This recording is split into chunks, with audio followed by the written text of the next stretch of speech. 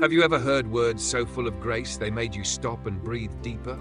Has your heart ever longed for a love that sees you and stays? There are words Jesus spoke, simple, quiet, unshaken by time, that still echo in the human soul. Love your enemies. It doesn't sound powerful at first, but imagine the weight of those words in a world built on revenge, pride, and self-protection. Imagine being told not just to tolerate the one who wronged you, but to love them, to pray for them, to bless them, to feed them when they're hungry. That is not weakness, that is strength. The kind of strength only divine love can hold. Jesus didn't just say this to sound poetic, he said it knowing he would live it. Betrayed, mocked, crucified, and yet from the cross, he whispered, "Father, forgive them." Those are not the words of a victim. They are the words of a Savior who redefined power. Jesus redefined love not as emotion, but as action. Not as a feeling, but as a choice. And not just toward those who love us in return, but especially toward those who don't. When he said, "By this everyone will know that you are my disciples if you love one another," he placed love at the center of identity. Not knowledge, not performance, not status, but love. Love is the proof, the evidence, the unmistakable mark that Christ lives in you. This isn't the kind of love that flatters. It's the kind that forgives 70 times 7. It's the kind that touches the leper, lifts the outcast, welcomes the sinner, kneels before the betrayer to wash his feet. The most powerful words Jesus spoke on love were not shouted from mountaintops, they were whispered into shame, written across acts of compassion, sealed in blood. This is my commandment. Love each other as I have loved you. What does that love look like? It looks like coming closer when others walk away. It looks like speaking truth gently to restore, not to shame. It looks like feeding a friend who will fail you. It looks like weeping with the broken and sitting with the rejected. It looks like saying you are forgiven, even when the wounds are still fresh. This is not ordinary love. This is holy love. A love that breaks cycles, softens hearts, and rewrites stories. A love that doesn't stop at words, but moves, sacrifices, endures. When Jesus told the parable of the Good Samaritan, he shattered every boundary. Ethnicity, religion, bitterness. None of it mattered when love was needed. He showed us that love chooses presence over prejudice, action over avoidance. And perhaps the most powerful thing about the words of Jesus on love is that they never ask you to start perfect. They just ask you to start. Start by receiving the love that already pursues you. Start by forgiving someone who doesn't deserve it. Start by speaking gently when you feel like shouting. Start by staying when it would be easier to walk away. Love isn't about being ready, it's about being willing. And when you let the words of Jesus soak into you, when you begin to live from love instead of fear, you won't need to force anything. His love will move through you. Not because you're trying harder, but because you're trusting deeper. Because his words weren't meant to sit on a page. They were meant to be lived through people like you. He sat at a table with sinners, not because he ignored sin, but because he saw the soul first. He knew that love, not shame, would bring transformation. When Jesus looked into the eyes of those society had discarded, tax collectors, adulterers, the sick and forgotten, he didn't recoil. He leaned in. He saw the image of God where others only saw failure. Whoever has been forgiven much, loves much. That wasn't just a statement, it was a lens. A reminder that those who've experienced deep grace often become the ones who pour it out most freely. Because when you know how much you've been loved, it becomes almost impossible to withhold it from others. The most powerful words of Jesus on love weren't designed to inspire sentimentality. They were designed to ignite transformation. To remind us that love is the strongest force in the universe because it reaches into what's dark and refuses to leave it unchanged. Greater love has no one than this, to lay down one's life for one's friends. These words weren't theory, they were prophecy, a declaration of what he himself would do. Love for Jesus was always personal, always costly, and always unconditional. He loved Peter, even knowing the denial was coming. He loved Thomas through his doubts. He loved Judas until the end. Love for Jesus was not dictated by someone else's loyalty or character or consistency. Love was who he was. That's what makes it so powerful. Because in a world where love is so often based on performance, Jesus offers something completely different. A love that sees every flaw and stays. A love that never adjusts its worth based on your actions. Imagine being seen fully and still being chosen. That is the power of Christ's love. And when he says, "As I have loved you, so you must love one another," he isn't giving a sentimental goal, he's giving a command.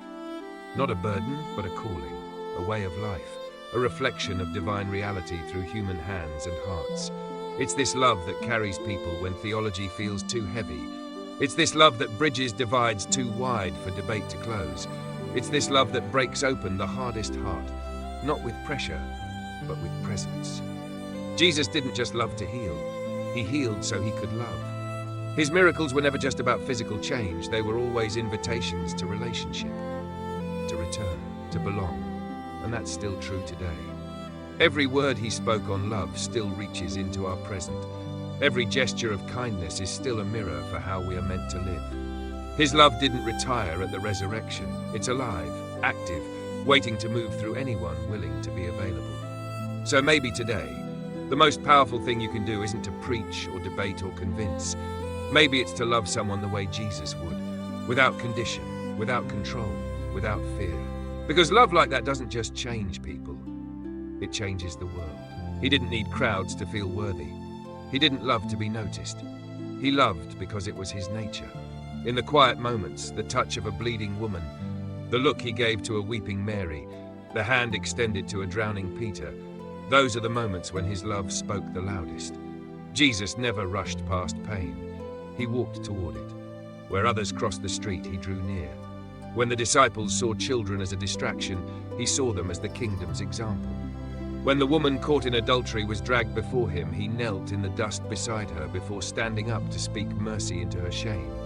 And then he said, "Let the one without sin cast the first stone." In that moment, love disarmed hatred. Not with rage, but with truth wrapped in grace. He called out sin, but never crushed the sinner. He broke chains without breaking the heart. The most powerful words of Jesus on love were never about theory.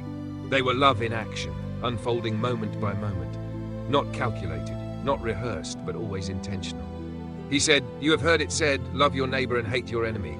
But I tell you, love your enemies." No one had ever said that before. No religion, no culture, no law had dared to go that far. But Jesus didn't come to echo the world, he came to renew it. Loving enemies wasn't weakness, it was divine resistance to the pull of hatred. It was a declaration that evil doesn't win when we fight it with more darkness. It breaks when we bring light. When Jesus stood outside Lazarus' tomb, he didn't give a sermon on heaven. He wept. The Son of God wept. That's love. A love that feels, a love that doesn't explain away sorrow but enters into it. Even knowing resurrection was coming, he still chose to cry. Why? Because love meets people where they are. He wasn't above emotion. He wasn't too holy to hurt. That's why his love connects so deeply, because he didn't love us from a distance. He stepped into our skin, into our mess, into our limitations, and still said, "You're worth it." When he broke the bread and poured the cup, he wasn't just preparing for sacrifice. He was preparing his friends to remember what love really is. A body broken, a life poured out, a covenant sealed not in words, but in blood. And he didn't wait until they understood it all. He just offered it. That's the same love offered to you today. Not once you get your theology perfect, not once you conquer your struggles, but now. Because Jesus' love doesn't wait for timing. It's always ready, always open, always reaching. And when you receive that kind of love, when it truly takes root in you, you won't be able to keep it to yourself. It will become the way you see, the way you speak, the way you live. Because when love like that fills your heart, it spills out. And when it spills, the world notices. Not because you're trying to be seen, but because real love cannot go unnoticed. He stood before a crowd that was ready to stone a woman. Not one of them saw her humanity, they only saw her failure. But Jesus, calm and clear, didn't argue. He knelt down and wrote in the dust. No one knows what he wrote. Maybe it was their names, maybe it was their sins, maybe it was mercy itself.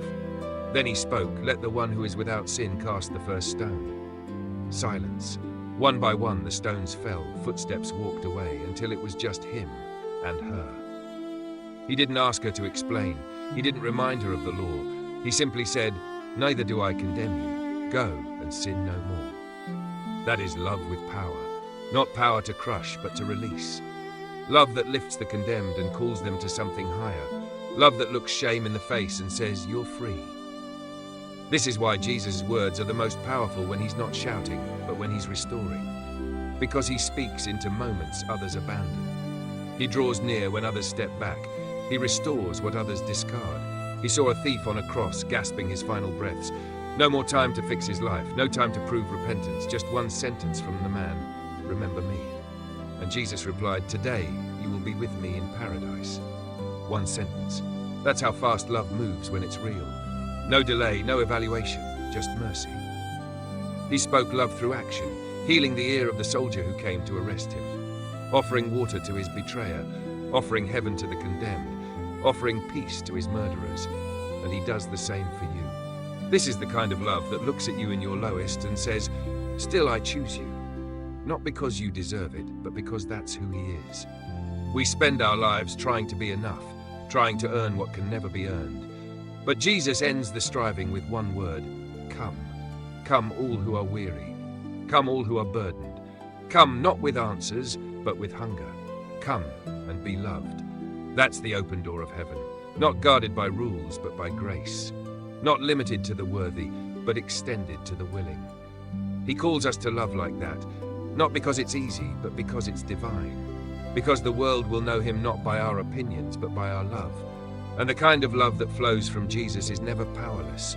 It speaks into the darkest places and says, "You belong here." It makes room for the doubter. It restores the fallen. It invites the forgotten. It holds the hurting. This love doesn't need a spotlight. It just needs a heart. And when your heart is shaped by his love, everything begins to change. Not all at once, but moment by moment. Until one day you look back and realize his words didn't just touch you. They transformed you. He never said love would be easy. He said it would be worth it. When Jesus spoke of love, he didn't describe butterflies or romance. He spoke of cross-carrying, enemy-forgiving, self-emptying love. A love that gives even when it gets nothing back. A love that bleeds and still says, "Father, forgive them." It was never theoretical. It was his way of being. He said, "You've heard it said, eye for eye, tooth for tooth. But I tell you, do not resist an evil person. If someone slaps you on the right cheek, turn to them the other also." Those are not safe words. They are not comfortable. They are revolutionary. Because Jesus didn't come to comfort our natural instincts. He came to redeem them. He knew love like this would cost. It would be misunderstood. It would be rejected. But he also knew it would change the world, and it did. Through his words, love became fierce, brave, holy. He redefined it not as something you fall into, but something you rise into. And this rising love, it's not just for saints. It's for the everyday follower, the tired mom, the weary worker, the broken-hearted, the recovering sinner. Love in the way of Jesus is rarely flashy. It's found in how you speak to someone who can't return the favor, in how you show up when no one sees, in how you choose silence over retaliation, service over pride. It's holding your tongue when you're right, giving when it's inconvenient, forgiving when there's no apology, staying when it would be easier to go. That kind of love builds bridges where the world builds walls. And it doesn't mean you become weak. Jesus wasn't weak. He overturned tables, spoke with authority, and faced death with steel in his spine. But even his strength was shaped by love. He didn't dominate. He dignified. He didn't demand. He invited. He didn't exclude. He embraced.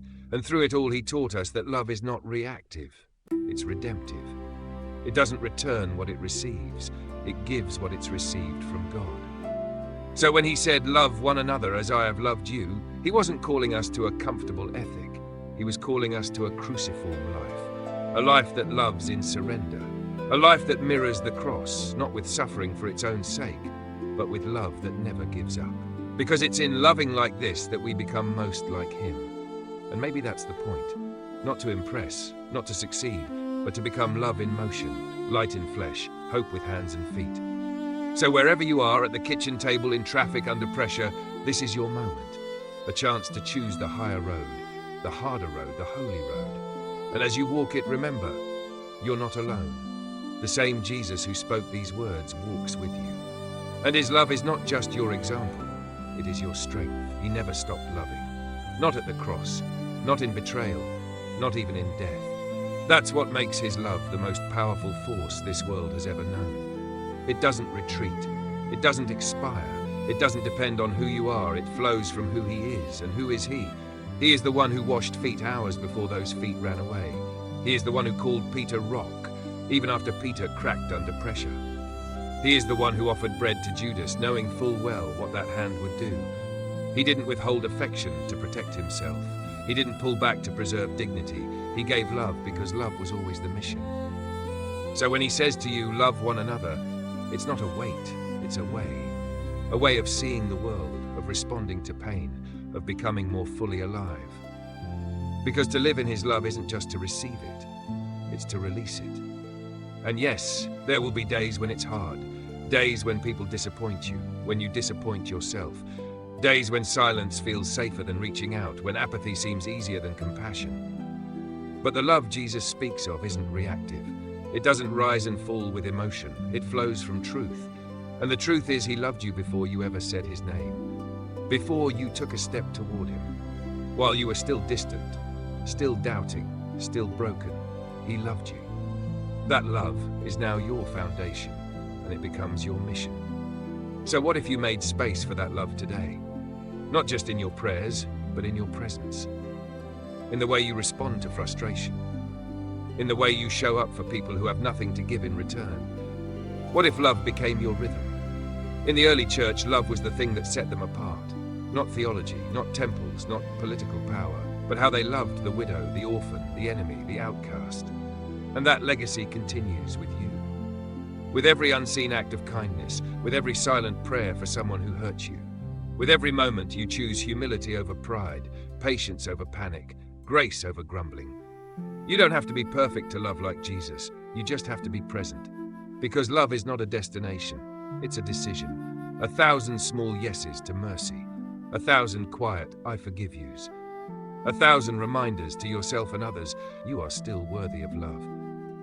And when you live this way, not in your strength but in his, you become the sermon the world needs. You become the echo of his voice, the evidence of his kingdom. So let your life speak of love. Let it be written in how you touch, how you listen, how you hold space. Let it be the legacy you leave. Not noise, not ambition, but love. The kind of love that looks like Jesus, sounds like Jesus, loves like Jesus. And in doing so, may the world no longer wonder what he's like, because they've seen it in you. If this love has spoken to your heart, stay with us. Subscribe to Holy Path Insight and continue this journey of becoming more like him, one word of love at a time.